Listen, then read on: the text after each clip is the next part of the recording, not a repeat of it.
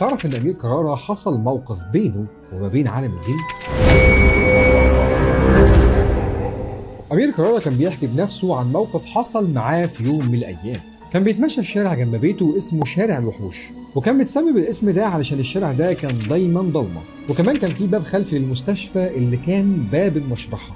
وافتكر لما كان صغير ان هو واصحابه كانوا بيلعبوا بالعجل في الشارع ده، وكانوا بيقعدوا يصرخوا ويتحدوا بعض مين اللي هيسبق. وقعد يفتكر ذكريات الطفوله وازاي كانوا بيخافوا من الشارع ده. ومره واحده بدا يسمع اصوات غريبه، خطوات سريعه جدا جايه من وراه، وكل ما يبص ما يلاقيش حد، ما بيكونش في حد اصلا في الشارع. بس لما يرجع يتحرك تاني ما كانش بيسمع غير اصوات الرجل اللي بتجري وراه، ومره واثنين وثلاثه نفس الصوت بنفس الرجلين. قال في نفسه خلاص انا مش هبص ورايا، تقريبا كده كان بيتخيل.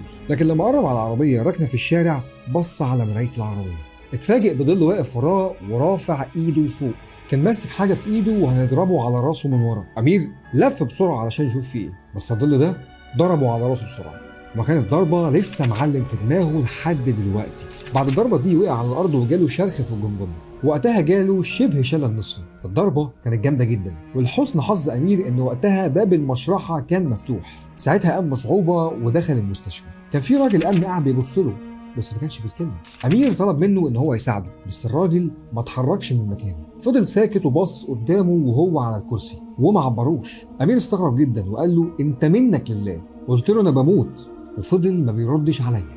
امير فضل يدور في المستشفى على اي دكتور او ممرض يلحقه، وبعد ساعات في المستشفى خيط الجرح وخرج.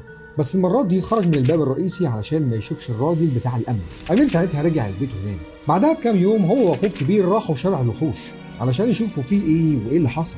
بس الصدمه لما عرف ان باب المشرحه اللي امير دخله مقفول وعليه سلاسل، والسلاسل والاقفال اللي على باب المشرحه كان باين عليها انها قديمه جدا.